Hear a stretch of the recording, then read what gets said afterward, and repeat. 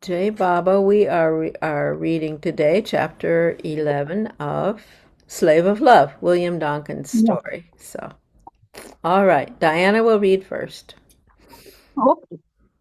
Okay. Western Journey of 1952, Baba Sheds Blood. The dust was rarely allowed to settle around Meher Baba. William was extremely busy in January and early February 1952, planning Baba's journey to the United States. William and Baba held daily discussions about the trip, even though Baba was in semi seclusion up until he left for the West. William stayed at Marizad rather than Mehrabad to make the constant dialogue easier. Fellow Western disciples Kitty Davy and Rano Gailey were also staying there. David Fenster relates in the book Mara Meher, Volume 2, that while helping with the details of the Western trip, Rano had to take some time off from this duty to undergo some minor surgery at the Salvation Army Booth Hospital in Ahmednagar. William at one point suggested that Rano travel ahead to America with him and have post operation checkup in the US, but Baba didn't go along with the idea. What about me? Baba asked. He apparently did not want to lose Rano's service in organizing the trip. William's work included obtaining travel visas for the 15 devotees who would accompany Baba. On top of this duty, he had to tend to the medical needs of the group and prepare himself to leave early for England and the US at the end of March, more than 2 weeks before the main party flew out to Bombay. The dates for the main party's departure were in constant flux. It had been 15 years since Baba had been to the United States. The anticipation of Baba's visit is reflected in William's Sorry, let me get there. Uh, okay. letter to Eleanor, that's Elizabeth Patterson and Norina Machiavelli, before his own departure for America. Baba had so much work to do and interviews to give when he came out of seclusion on February 16th that I suggested it would be better to give Baba an extra 10 days before flying to America. In short, to change Baba's present provisional booking for March 31st to approximately April 10th. Baba thought this might worry you and make you doubt that he meant to come. He therefore wants you to cable your approval of April 10th or your disapproval. William immediately received this cable from Elizabeth. Baba asked whether the 10th of April suits us. Anything. Everything suits us as long as he comes. Baba issued a circular to his close followers in the West at about this time that outlined Sorry. his intention to travel to the United States, England, and Switzerland. He stipulated that there should be no publicity associated with his trip to the West.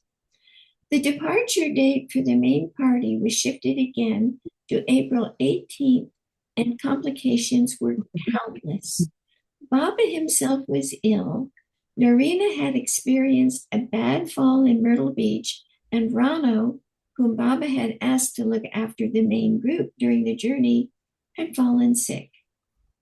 William stopped briefly in England en route to the US, but while there, received a cable from Baba reminding him to leave for the US by April 1st. The strains that Baba's demands sometimes put on his close disciples are reflected in William's family situation at the time. His mother, Phoebe, had died on March 25th. William had been in England for her final days and the funeral, but was expected to leave quickly afterwards for the United States to help prepare the way for Baba's visit.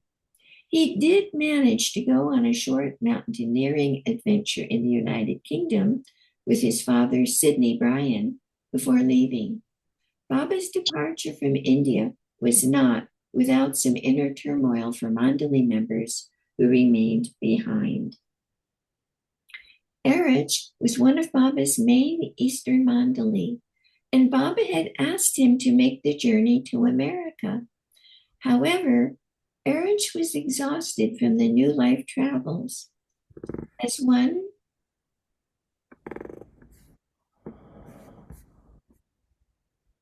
who stuck with Baba until the very end, he begged Baba to excuse him from the overseas journey on the grounds that he thought he would be useless because of his condition. Baba was not pleased, but offered Erich the alternative of traveling throughout India, spreading Baba's message. Erich was reluctant to do this, believing that he was not a good speaker. In the end, he agreed to the India alternative duty. In a further complication to the pre-departure turmoil in India, Baba insisted that the large traveling party go to Bombay a week before their flight was to leave. After shifting accommodation a couple of times to find somewhere suitable to stay, the group finally made it to Santa Cruz Airport in Bombay, where about 100 people saw them off as they began their 2-day flight to the United States. The flight would touch down in Cairo, Rome, Shannon, Ireland, and Gander, Newfoundland, before reaching Idlewild, which is now Kennedy Airport, in New York.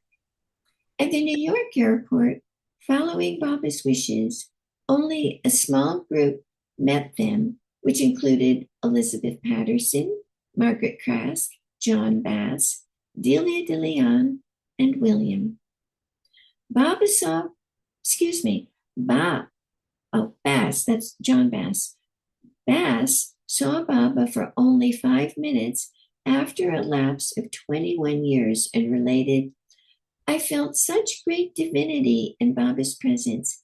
I don't know how to describe it. It was something never felt before or afterwards. The feeling of Baba's terrific power and energy, at the same time, a certain peace permeated." A train took them from Penn Station in New York to Florence, South Carolina. The trip to Meher Center from Florence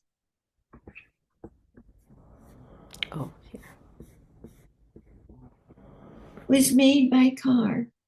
When Baba arrived on April 20th, his first stop was to visit the house that had been built for him overlooking a lake, the dunes, and the ocean beyond. Norina Machiavelli was waiting at the house to greet Baba, whom she had not seen for 3 years. Other Mandali members were put up in various cabins on center grounds. Women Mandali, Mera, Mani, Meru, and Goer stayed in the guest house cabin, which today is still reserved for women only.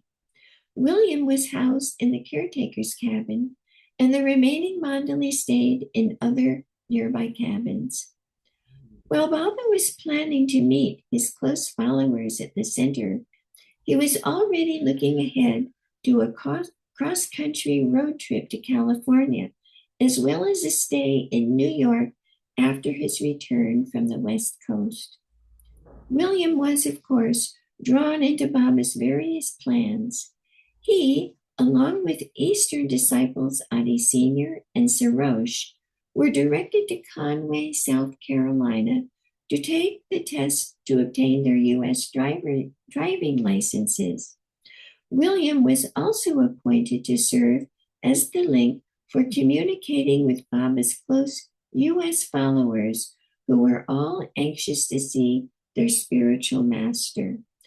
Ivy Deuce describes her first contact with the India contingent after they arrived.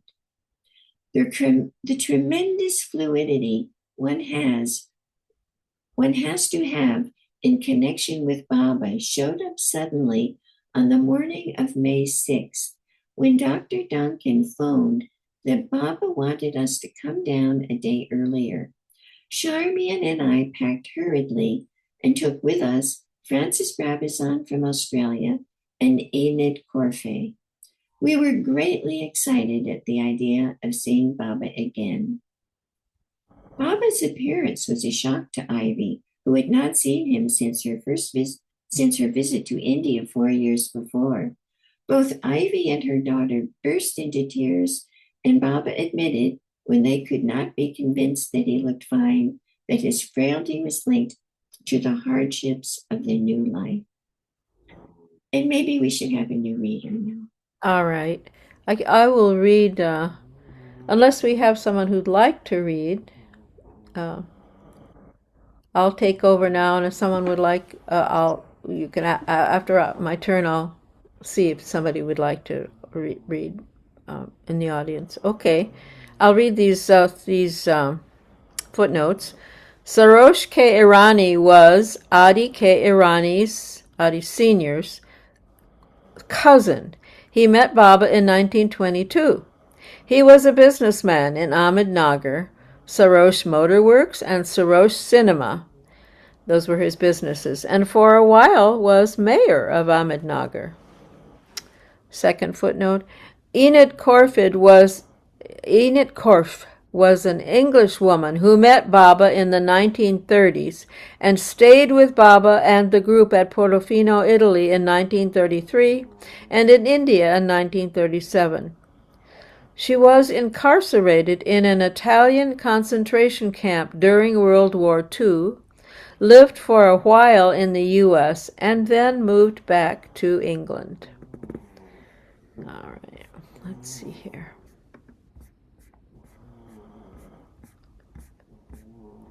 Other close Western disciples there to meet Baba at Meher Center included Darwin and Jeannie Shaw and their children who had traveled down to South Carolina from Schenectady, New York.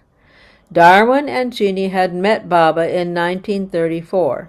The couple was instrumental in the early development work at Meher Center, where Darwin served as caretaker for a period of time. William continued his daily job of informing the various Western followers of their appointments with Baba. William also became involved in an incident with Rano's relatives. Rano's brother Clifford had been upset when Nani, their mother, died in Bangalore, India 13 years earlier, thinking that if Nani had been in the West, something could have been done to save her. Rano had asked William to write Clifford a letter explaining that they had done all they could medically. Rano had not seen her relatives in the U.S. for many years, and now was given the opportunity to reconnect with them. The circumstances for the reunion reflect the close and exacting relationship Baba forges with his disciples. Before the trip to the U.S., Clifford had written demanding Nani's ashes. Rano had been in tears that Nani had to be dug up and taken back to America, but Baba had told her not to worry at all. She had brought the urn with her. Now she asked Baba how long she could have to visit her family. "You decide," Baba said. This was a quandary. If Rano stayed too long, Baba would have said, "Oh, you want to be with them more than with me." If she went only for a few days, the family would say, "Why did you bother to come at all?"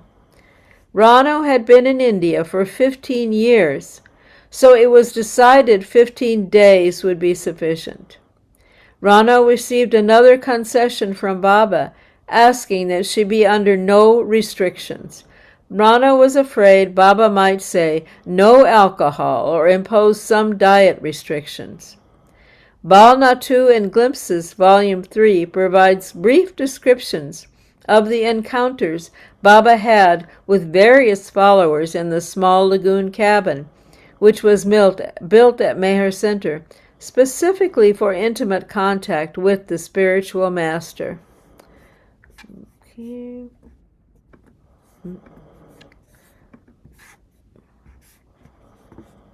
Sorry.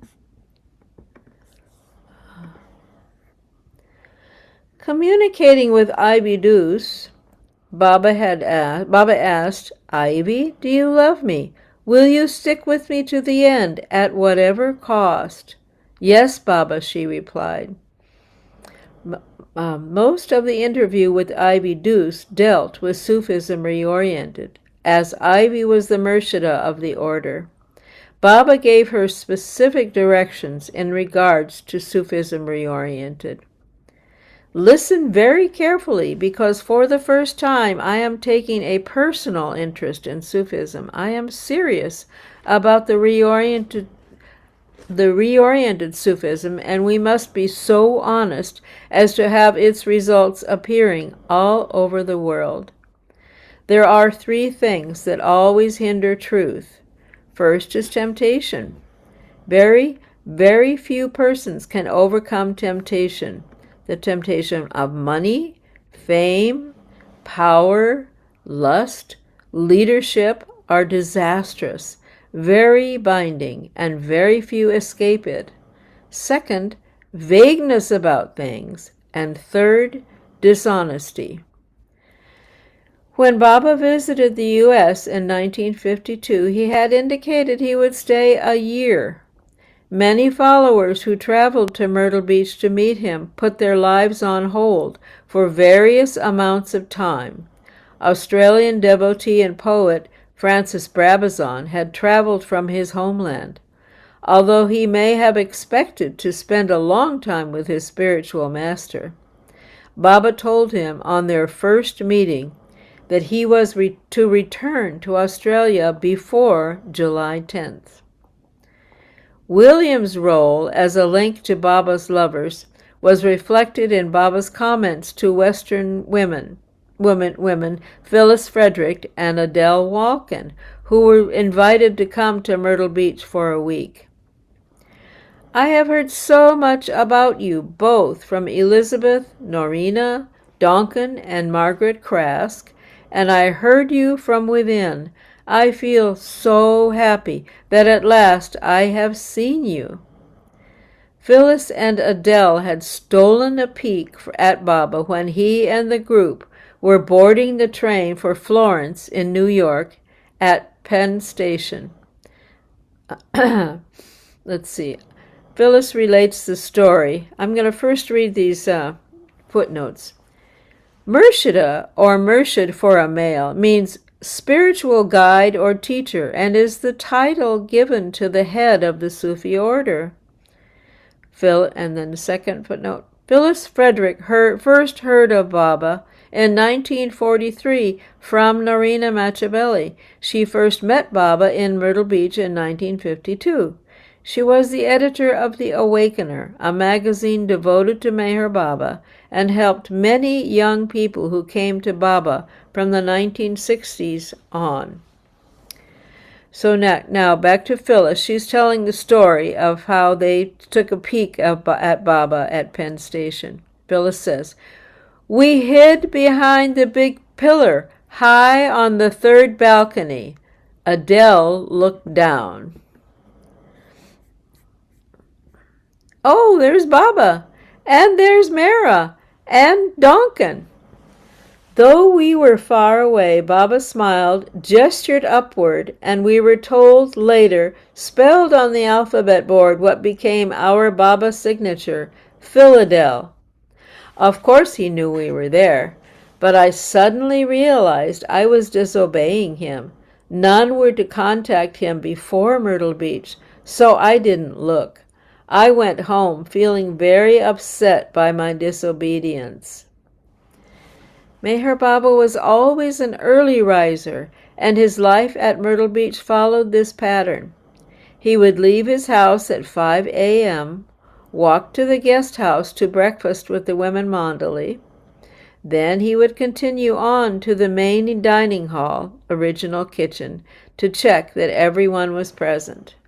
After a brief stop there, he walked down to the beach with the women Mandali only. On the beach, Baba walked some distance ahead, followed by small groups of women who were busy gathering seashells, all trying to find the prettiest. On his return from the beach at about 9:30 a.m., Baba would then go to the lagoon cabin to commence his day of intimate meetings with individuals. The days were not without periods of recreation and levity. Baba and others would often play croquet, and groups would go rowing on the lake. Baba also encouraged the telling of jokes to lighten the more reflective moods associated with his meetings and spiritual discourses. Bhau Kalchuri relays a light-hearted moment in his Lord Meher series involving William and Englishwoman Mandali Delia de Leon, which occurred in April. Delia was terrified of snakes, and the Myrtle Beach Center was full of them, and poisonous ones too. Being old acquaintances from London, one day Donkin played a naughty trick on her. He had killed a small snake and, coiling it up in a circle, placed it on Delia's plate, covered with a white cloth. She was horror-stricken by the sight that met her eyes. But everyone else was roaring with laughter. Oh, my goodness. Baba would often get involved directly in such antics. On the evolutionary track, Baba said snakes were stuck and would only advance if killed by a human, but insisted that the person take his name while doing so. Okay. Here we have a picture of Myrtle Beach, the beach. All of this is the center, all the green. Let's see. The 500-acre Meher Spiritual Center beyond the condominium complex was founded in Myrtle Beach, South Carolina in 1944. Elizabeth Chapin Patterson and Princess Norina Machabelli developed the property, which includes virgin forest, a number of lakes, and over a mile of undeveloped ocean front. The property was designated a wildlife sanctuary in 1980. So we have, this is Long Lake, I believe. Anyway, I'm not sure. Well, anyway, it's the center. A large group session was held at the barn when Baba visited Meher Center. The cypress-boarded structure was located between the central part of the center property and the beach. On one day, more than 1,500 people were invited to meet Baba briefly at the barn. To speed up this process, visitors were handed a 2-page mimeographed sheet titled Baba Explains. Matters concerning his silence, miracles, healing, and other topics were briefly touched upon. To quote one, God is not to be learned, or discussed, or studied, or argued about. God is to be contemplated, felt, loved, and lived. And another, the purpose of every kind of yoga, search for truth, karma yoga, dhyan yoga, raj yoga, bhakti yoga. And then before I go to the next place, I'll read the asterisk. The barn was a mule barn that Elizabeth Patterson found in Conway, South Carolina, during the development of the center during World War II. She had it moved to the center and reconstructed board by board to be used for group gatherings during Baba's stays there. All right, so back to yoga. And another, the purpose of every kind of yoga, search for truth, karma yoga, dhyan yoga, raj yoga, bhakti yoga, is to lose the limited self by forgetting that self through selfless service to others, through meditation, through love for God, and gain the unlimited self. Baba wanted the large group of visitors to move quickly, to see him, touch his hand, and pass on. Elizabeth, sitting on Baba's right hand, asked, "How can you help each when they pass so quickly?" Baba answered, "If they linger longer, the mind begins to work, and I want to touch the heart." There was a constant stream of men and women and children passing by. Uh, can can you mute? I think it's Shirazi, please, or others. Mute if you're not reading. Thank you. There was a constant stream of men and women and children passing by. Some were deeply moved and left weeping, feeling Baba's divine love and compassion that shone forth from his penetrating eyes. Among the group were a number of black people, and it was remarked by those present that Baba always rose from his seat when a black person entered the barn. Although only about 500 people actually met Baba in person through the invitation to the large gathering, many made major efforts to get there. 4 dancers from the Metropolitan Opera in New York had learned about Baba from their instructor and longtime Mandali Margaret Krask. The group went so far as to charter a small plane and fly through a storm from Minneapolis, where they were on tour, to Myrtle Beach. Although Baba had completed his meetings at Meher Center, the dancers, Lauren Hightower, Tex, Zebra Nevins, Catherine Damon, Skipper, and Sura Gesben, all were granted an audience with Baba because of the desperate measures they had gone through to meet him. Tex Hightower would later recall that the whole time Baba was expecting them, the dancers were flying through the storm. Hightower says Baba kept asking if they'd arrived yet, continuously returning his focus to them during the proceedings at the barn. The dance group flew back to Minneapolis in even worse weather. The plane had to land 60 miles from their destination, and the remainder of the trip was made by car. The dancers not only missed rehearsal, but a live performance as well, and their director immediately fired them. A higher manager at the theater, however, later decided to keep them on. I'm wondering at this point, is there anybody interested in reading? I'll take over if no one else wants to. Okay. Because it's important to rest our voices. Thank you. All right.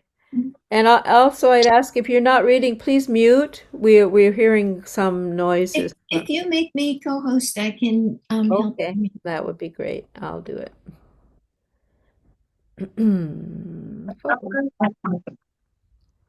Okay, I think maybe I'll do this here. Okay. Am I co-host? You are now. Yeah. Oh, sorry, I'm not yet. Now you are. All right. Okay, great. So Diana, thank you. Okay. Okay, where are we now? Oh, the large darshan held at Meher Center on May 17th ended Baba's public appearances there, and plans were soon set in motion for his road trip across the United States.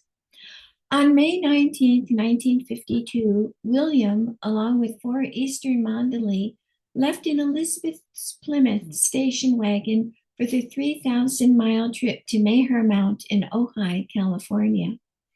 En route to California, William and his group received a humorous poem in a cable, which read in part, "Avoid all temptation and most of all lust. Do not talk faltu," which means gossip, "but of Baba. If talk, you must. I do not doubt you, but warn you in living faith and trust. A note was appended to the poem. Dear Don, read this to the others. I want you all to feel assured that it is not doubt which makes me write this, but just that I was in the mood to send you a verse, and it is to avoid unnecessary complications unconsciously made. Baba. The poem and note might have been timely in that suddenly William and the four other of Baba's close mandali found themselves on their own. They all knew, of course, that Baba would not allow sex outside of marriage, and they were also aware that Baba did not tolerate backbiting, which is often the end product of gossip. On May 21st, Meher Baba's main group packed 2 cars in Myrtle Beach in preparation for the trip west. Baba was to go in the Nash, driven by Elizabeth Patterson. In the same car were Mara, Mani, and Meru. A second car, driven by Eastern Mandali, a second car driven by Eastern Man Mandali Sarosh included Kitty, Dr. Goer, Rano, and Delia. All right. Did you want to read about? Okay, well, Meher Mount is a property at the top of a mountain in Ojai, California, that was acquired by Jane Adriel and Alexander Markey and dedicated to Meher Baba. Agnes Barron lived there and was its custodian for many years. Okay. The 2-vehicle convoy stopped at Columbia, South Carolina the first night, a small town near the Tennessee border the second night, and in the Ozarks on the third night. Elizabeth, driving the lead car, recalls the May 24th morning. It had rained the night before, and route number 64 was slippery, oil slick. The shoulder of the road was not wide, and there were ditches on either side. As we came up over the crest of a small hill, a car came along driving on the left side of the road, going at a good clip. I started to slow up. The car continued without slowing up right at us on the left side of the road. At any instant, I expected him to turn. At the last instant, he saw us and put on the brakes, whirling around and taking up the entire side of the road. The point of contact was my bumper, which made him whirl all the more. Delia de Leon, traveling in the second car, describes the accident when she came upon it. Baba, Mara, and Meru had been thrown out of the car and injured. Baba and Mara were the most seriously injured, Mara with head injuries and Baba with a broken leg and arm. Elizabeth, pinned behind the steering wheel, was also badly hurt with broken arms, wrists, and ribs. But Mani, who had been sleeping, seemed unhurt, and so were the occupants of this other car. Horrified, we rushed to the spot, and I recall so vividly the extraordinary expression on Baba's face, his eyes not seeing the immediate, but far away. He was bleeding freely on the ground. I had with me a little pillow and gave it to Sarosh to put under Baba's head, so it became stained with his blood. I'm going to read the footnote right now. The unlaundered, blood-stained pillow is on display in a plexiglass case in Baba's house at the Meher Center in Myrtle Beach. Ironically, the dentures William had coaxed Baba to get before leaving India caused one of his serious injuries. Baba wore the dentures only reluctantly and often only the upper or lower one alone. At the time of the accident, the lower denture cut deeply into his upper gum, causing a deep wound in the gum that afterward made eating and drinking difficult and painful. Luckily, The small town of Prague, Oklahoma, was just 7 miles from the accident scene, and the injured were quickly taken by ambulance to the medical clinic there. Those traveling in the second car immediately began contacting other Baba lovers across the United States, in India, and elsewhere in the world. William and the men with him had already reached California. William was asked to fly to Oklahoma right away to help. The rest of the men Mandali were to follow in the car. My God, William declared, they'll never get there. Adi doesn't know the route. They'll end up in Alaska. Finding a seat for William on the airplane at the last minute was difficult, but Agnes Barron, who ran Meher Mountain in California, told the airline that a very important person had been injured and was waiting for his personal physician. Mandali member Sarosh also contacted Ivy Deuce and her daughter Charmian, who came immediately, as did Margaret Crass, who came from New York. Kitty and Rano stayed at the medical clinic to help Dr. Ned Burleson treat the injured, while other members of Baba's group took up residence in a nearby motel. And I'll read the footnote on Ned Burleson. Dr. Ned Burleson ran a clinic about 7 miles from the accident site. He treated Baba and the injured women Mandali there. 50 years after the accident, the Avatar Meher Baba Heartland Center was established, comprising 2 properties, the Burleson House and the Morrison House next door. Back to the text.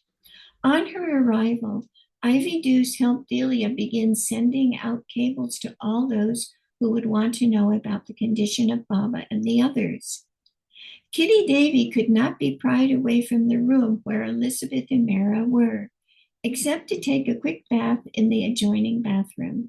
She stayed at her post night and day, stretching out on the floor between the beds in the middle of the night for a short while, said Ivy in her book, How a Master Works.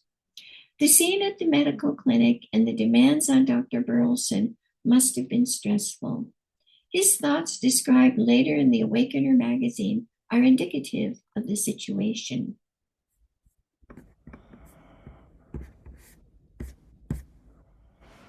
When I finally got around to attending to Baba, I was surprised to see an individual who was injured as badly as he was still smiling. I was also astounded to find he did not speak a word or make any sound denoting discomfort. I assumed that he could not, but was informed soon that he did not speak because of a willful act. The doctor said the most attractive quality about Baba was the way he would look at me with those big brown eyes as if he were reading my mind. Continuing with the magazine article. Later, I determined that the most astounding quality was that something which made it possible for him to receive such profound devotion and loyalty from so many fine and educated people. The quality cannot be forced. Such devotion can only be possible because he deserved it or earned it. Dr. Burleson referred to Mara as the beautiful young lady with the worst skull fracture he had ever seen. William and the other men Mandali began an exhaustive routine of attending Baba each day and overnight at the hospital. Mara's injuries were much more severe than Baba's, and there was a genuine concern that she would not survive. Goer was all the time coming and telling Baba about Mara, said Ani Sr. Mara's condition was hopeless. Every doctor was pessimistic. Baba was so much concerned about Mara. When Goer talked to Baba about her, we were not to be present. There was no talk about Mara in front of us, no thought, no sight, no topic about her in our presence. Plans, of course, took a major turn because of the accident. Bob immediately asked Ivy Deuce to go to California to explain his inability to meet with those waiting for him. William's medical specialty in orthopedics was suddenly drawn upon with Baba's broken bones. The condition of Baba, Mara, and Elizabeth did eventually improve enough to move them back to South Carolina. On May 29th, Dr. Burleson sent a cable to India to quell concerns there. Excuse me. Irani family all doing well.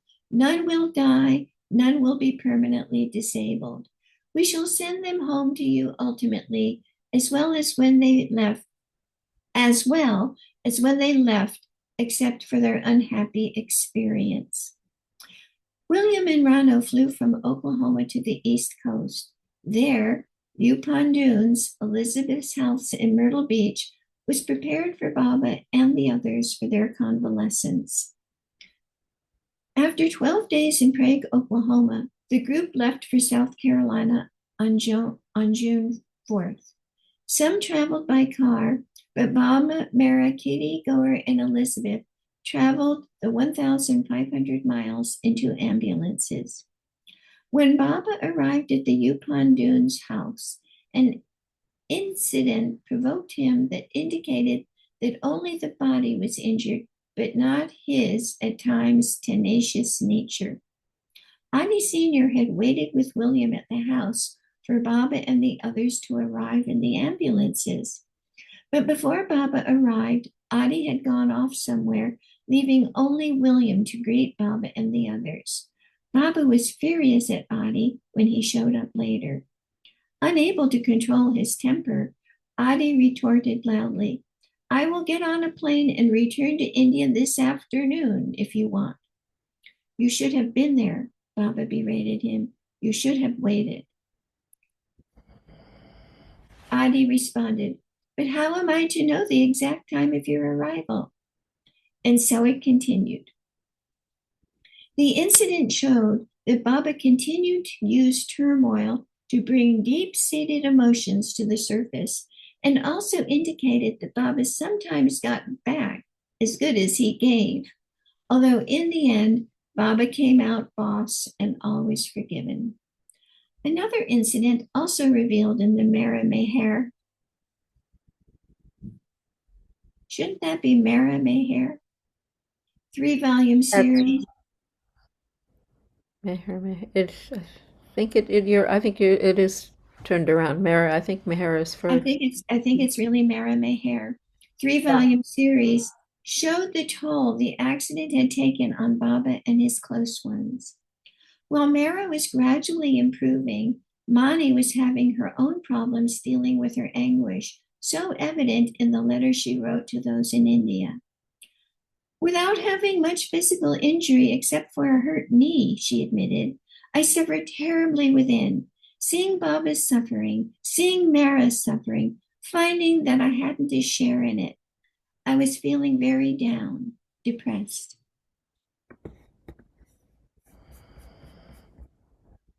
One day, when Mani was in Baba's room, he noticed her downtrodden state. "What's the matter with you? Your cheeks are gaunt. There are dark circles under your eyes. Don't you sleep?" Usually the women never see the men, but that day Baba told Rano to summon William.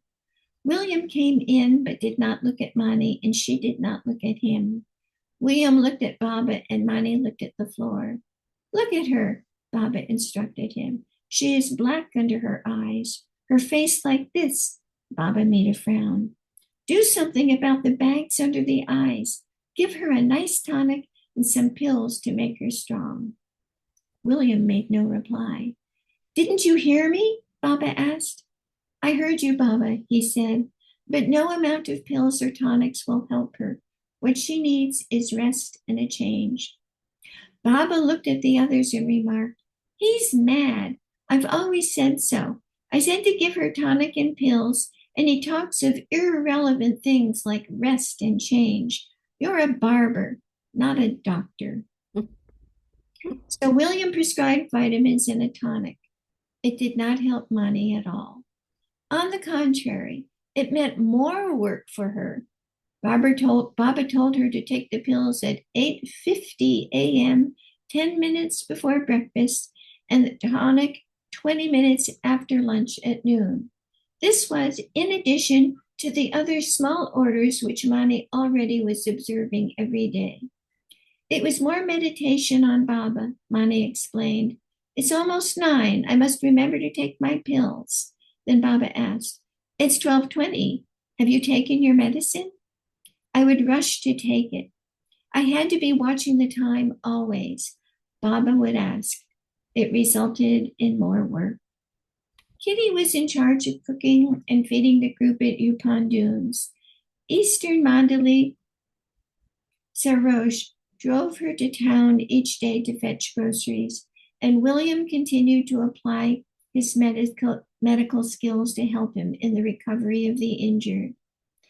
Baba was driven at one point to the hospital at Duke University in Durham, North Carolina, to check on his injuries. Baba and Mara, who was also to be examined, traveled with Dr. Goer in an ambulance, while a car carrying William, Mani, and Meru and 3 Eastern men Mandali followed. And maybe we should have a change of reader now. That sounds good. Is there anybody who would like to read? I don't know if you're still there, Ralph. Uh, I'm happy to continue, though. Ralph raised his hand. Oh, he did. Okay. All right then, Ralph. Can you see the words okay? Are we at the top of Yes. page? The pot always boils. That, yeah. Yeah. The pot always boils with Baba. And an Eastern disciple later relayed to Ivy Deuce an incident at the Durham hospital. The doctor who was in charge would not allow anyone spend the night with Baba. Sarosh protested, but someone has to spend the night. Even Dr. Donkin was not allowed, or Dr. Nilu, although they were both physicians. The doctor said, "It is hospital policy that no one can spend the night with him. This is our policy, and it is going to be strictly adhered to." When this was related to Baba, he said, "I'm going to leave. I am not going to stay here." The Mandali said, "Baba, you can't. You're in serious condition. And the doctors say that you must stay here for observation or until you get better." So Sarosh went to the doctor and said, "Look here. I know what your rules are, but you know that this is a spiritual master who always remains silent. And if you do not let one of us stay here, what happens if he gets ill and dies, or no one can understand what the problem is? If he cannot explain to them what it is that pains him or what he needs, then the hospital will get a bad name, and it could be condemned severely by others for it." The doctor thought it over and replied, "You know, I am going to make an exception in this case. One of you may spend the night with Meher Baba, but only one at a time." Although the large cast on Baba's leg was replaced with a lighter one at the hospital, this one caused itching. It was removed at Baba's request and the leg wrapped in a supporting bandage before the group returned to Myrtle Beach. While recovering in Myrtle Beach, Baba was also in touch with Ivy Deuce and put the final touches on Sufism Reoriented. In one note that Baba wrote to Ivy, he said, Sufism Reoriented is fundamentally based on enlarging the concept of Sufism and making it all embracing for the nature of its knowledge and practice, yet maintaining the original value of Sufism. In another letter to Ivy, Baba wrote, I want you to be certain that Sufism Reoriented will be bereft of the Mohammedan aspect to become universal instead.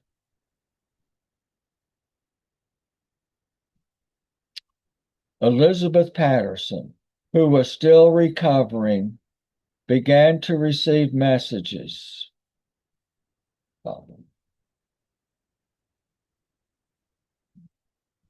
Elizabeth Patterson, who was still recovering. I lost my place, Betty.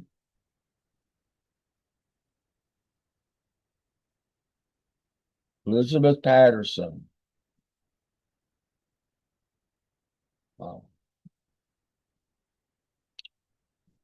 Who was still recovering, began to receive messages through Mani from Baba each day regarding, next page,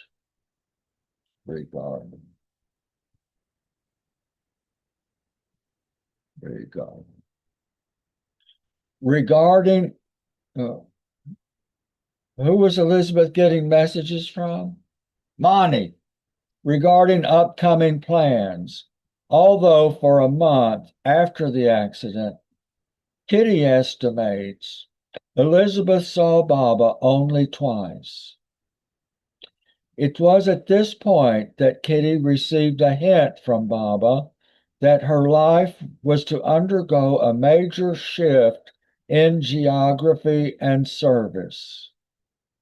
I recall being in Baba's room when, out of the blue, he announced that someone was needed to stay in Myrtle Beach and help Elizabeth and Norina. Elizabeth would be convalescing for months, and Norina, who was expected home from the hospital, was recovering from a severe heart attack and nervous exhaustion. The choice, according to Baba, was between Rano and myself. So this is Kitty talking to her. This is Kitty, Rano and myself being Kitty. Baba turned to me and asked if I would be willing to remain and not return with him to India. Without hesitation, I said, why, yes, of course, Baba. On urgings from his followers, Baba agreed to make a brief stopover in New York while taking the overseas flight to England. Prior to his departure on July 14th to New York, William had been working with Baba on gradual load-bearing exercises for his recovering leg so that he would be, may I read that paragraph again? On urgings from his followers, Baba agreed to make a brief stopover in New York before taking the overseas flight to England. Prior to his departure on July 14th to New York, William had been working with Baba on gradual load-bearing exercises for Baba's recovering leg so that he would be in better shape to meet his followers in New York and in the United Kingdom. Before Baba Before Baba went north to New York, a number of his Western followers had already left for England, including William, who was to ensure arrangements for Baba's visit to England were in order. Another reason for William's early arrival in England was to consult with an orthopedic surgeon he knew there about Baba's injured leg. Margaret and Delia also returned to England at this time. An acquaintance of a Baba lover in New York offered the group the use of her home at 14 Kohani Road in Scarsdale for their 2-week stay in the area. Ivy Deuce maintained an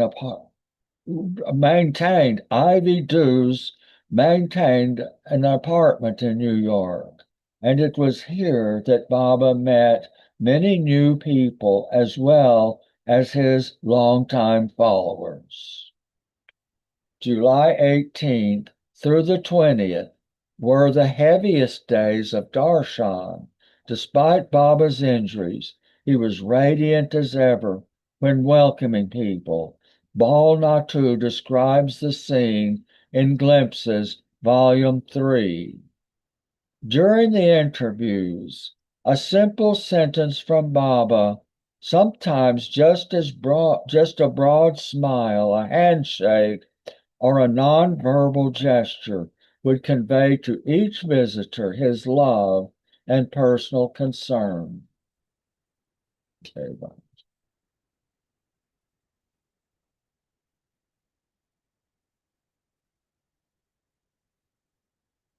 Want to continue, Ralph? Or It's up to you. if you're willing, that'd be great. How's our time, and are there other people who like to read, perhaps?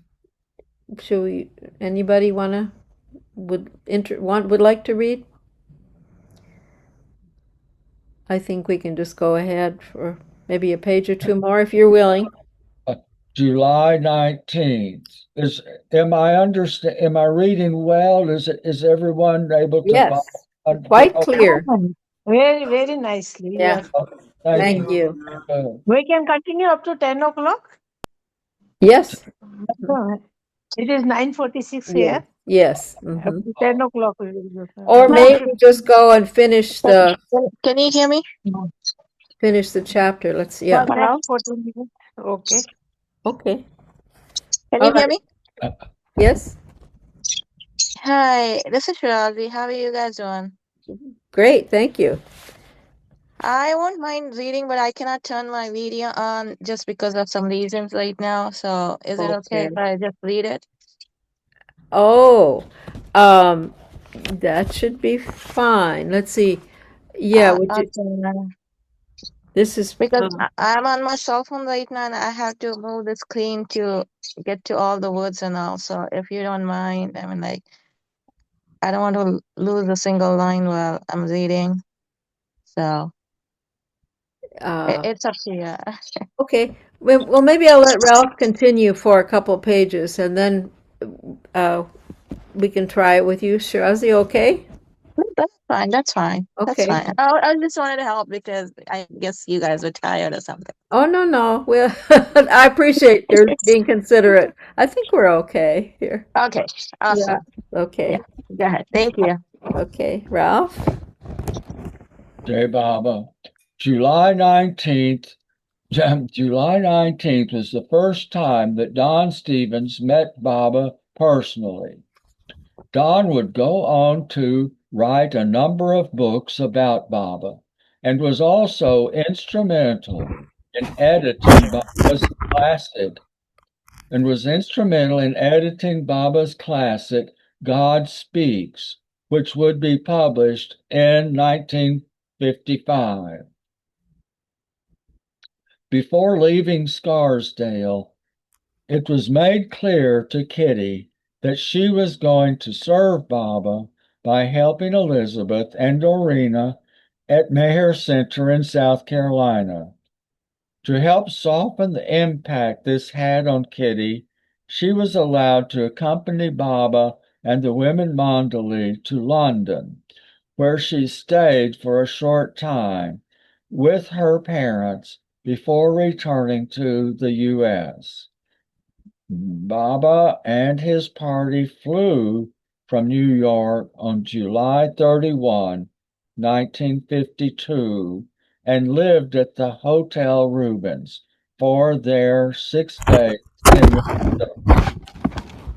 Betty, can you move to when you turn the page, or it makes a lot of noise? Oh, I'm sorry. Okay. Here, I'll mute. Okay. Baba.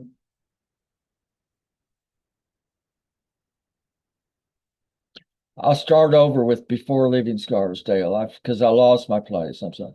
Before leaving Scarsdale, it was made clear to Kitty she was going to serve Baba by helping Elizabeth and Irina at Meher Center in South Carolina. To help soften the impact this had on Kitty, she was allowed to accompany Baba and the women Mandali to London, where she stayed for a short time with her parents before returning to the U.S. Baba and his party flew from New York on July 31st, 1952, and lived at the Hotel Rubens for their 6 days in London. Ivy and Charmian Deuce also made the trip from the U.S. to England to spend some time with the group in London. Ivy relates a Keystone Cops, double asterisk there. Ivy relates a Keystone Cops type incident that occurred when the Eastern men Mandali failed to turn up at the hotel. She, being Rano, checked at the desk and was informed that they had not come in the night before, meaning the men Mandali, I guess. By then, we were all scurrying about trying to find out what had happened. Baba sent Rano and Donkin out in a car to see where they were. Meaning the men Mandali who didn't show up. A number of phone calls were made. Baba was being very funny about the whole thing because he would alternatively turn around to Delia and say, "It's all your fault." Then it was Rano's fault, and also Donkin's fault, and the girls' fault, and the Mandali's fault. Then it became Baba's fault, and lastly, it was God's fault. The men Mandali were finally located, and they ended up going to Delia's flat in Richmond and found out from her brother what hotel Baba and the others were staying in. Nothing remained smooth for long with the Avatar. However, true to form, Baba continued to use various events to alter and or crush the egos of his followers. Charmian Deuce recalls another uproar. Y'all have been reading the footnotes, is that right? Yes. Can you read those? So the first one is Don Stevens related. Don Stevens, 1919 to 2011, was a retired oil company executive and member of Sufism Reoriented. He assisted in editing Meher Baba's books, God Speaks and the Discourses, narrated and edited Listen Humanity, and is the author of Meher Baba, The Awakener of the Age, as well as several small books related to Baba. Then the second note is Keystone Cops were the focus of a series of silent films slapstick comedies about an incompetent group of policemen. I remember that. How are you doing, Ralph? I'm okay, but Okay. I can turn it over. I'm ready. Okay. Yes. Let's see. So this is now Charmian's. Maybe I'll just take it. Is that okay, Ralph? At this Yeah. point. Well, Shirazi wanted to read. Yeah, but she was going to read from her book. I think we agreed that I would do it. And pop because yeah, I think I'll do it from this point. But I didn't. okay. I didn't follow the conversation that Okay. way. Well, she's here. You can ask her, but if you think it's needed, but go ahead. Okay. I think I'll just do this. I'll take the next leg and then I think I think if we stay a little bit over your 10 o'clock, although this late for you all, we can finish the chapter. It's just a few more pages. Well, let's see how we feel about it as it gets close. Okay. Even though the Rubens Hotel prided itself on the services they offered, the lunch fare was offered at certain times other than avatar time. William and Kitty were dispatched to find something for the group outside of the hotel. Alas, Baba wasn't pleased with what they found. The fish was too dry, the soup was too weak, so we ordered tea all around, but that led to a debate refereed by Baba as to whether we should have bread and butter with the tea. Meanwhile, we discovered the luggage was all mixed up. It was chaos the entire morning, but eventually everyone got fed and everything calmed down. This was Charmian Deuce telling this story. On his London arrival, William had immediately consulted Dr. Reginald Watson Jones, a well-known orthopedic surgeon, to discuss Baba's injured leg. On August 2nd, William and Dr. Goer accompanied Baba to see Watson Jones. The doctor advised that Baba should start regular load-bearing exercises on the leg in a week. While in London, the group also attended a number of outings that Delia arranged. Margaret Krask had given me some money to get tickets, so that Baba and the girls could see a few shows while in London. So I booked several, including the musical South Pacific at Drury Lane Theatre, Ranch in the Rockies, an ice stage musical at the Empress Hall, and Sweet Madness, a comedy starring Richard Attenborough at the Vaudeville Theatre. Baba came to each one. William sat with him. When we went to South Pacific, we women sat upstairs in the circle. Baba sat downstairs. They really enjoyed it. While in London, William managed to visit his family briefly. Little is known about these early visits William made to Winterfold, the family estate in Surrey. While the family knew of his wartime service in the India Medical Service, they were told little about his life with Meher Baba. Conversations when he was at home usually focused on matters related to his extended family in England. By the early 50s, his twin sister Mary and brother John had both married, and William had a number of nephews and nieces whom he enjoyed.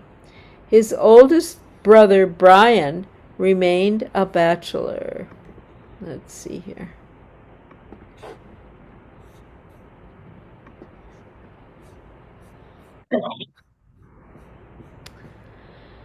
William, okay, here now we have just some photos of his visit in England. William managed to join other family members for a brief holiday at Frinton-on-Sea when he flew back from the United States to England in August 1952 en route to Switzerland. He is shown here alone in a reflective pose, enjoying a swim. Next page. And with his nieces and nephew and brother-in-law George Mathiasen. The youngest Mathiasen child is in the background back here, being coddled by two aunts. So here's Dr. Donkin up here with the family, kids, and the baby is back here. Yeah. Okay. I think maybe at this point, I'm thinking of you all realizing 10 o'clock is very late for you. I think we could end right at these photos and pick. It's a few more pages, but I think I we agree. I agree. It's You a can long continue. chapter, and Yeah. I think it's time. Look at Yeah. him. could. Handsome fellow, yeah. Very, very athletic. Yeah. How many pages are still left? Let me see. If it is one or two, we can continue. 1, Otherwise, 2, 3, 4, 5, 6, 7. 7 pages. It's it will be very yeah, late. I think we can It will- finish and just finish. The next chapter is kind of short, so we can just add it on the next time. All right. Okay. And maybe You just can, somebody can continue with prayer. yes. Thank you. Yes. Well, let's see. We need an art. You said we do arty singer. Does somebody want to say arty singing? And then we say the beloved God prayer. How would you? How about is there somebody? You can sing. Yeah. Okay. You can sing. Okay. Okay. O glorious, eternal, ancient one, your face is a bright, transcendental sun. Light and this darkness the three worlds creates. I'm gonna need I'm gonna need my words. I'm sorry. Oh, here we go. Okay.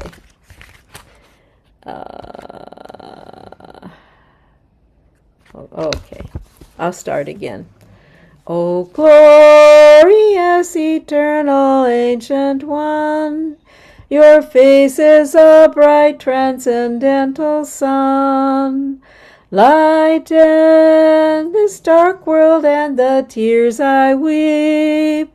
My heart Meher I give to you to keep. Creator, yet creationless you are. Truth and truth's body, divine avatar. Who through compassion the three worlds maintains. Destroy this ignorance that life sustains. These 5 lights are the whirling spokes of breath of the world wheel that bears me on to death. Unless you who are infinitely kind break the wheel's hub which is conditioned mind. This incense is my love, these fruits my art, which to please you I have shaped from my heart. Accept them as you would a simple flower that has no use beyond its shining hour. You are myself, I sing to you in praise, and beg your love to bear me through the days, till you, the ever-living perfect one, illumine my darkness with your shining sun. Avatar Meher Baba Ki Jai. Maybe I'll say the beloved God prayer and then we say good night. Beloved God, help us all to love you more and more and more and more and still yet more until we become worthy of union with you. And help us to hold fast to beloved Baba's Dhamman until the very end.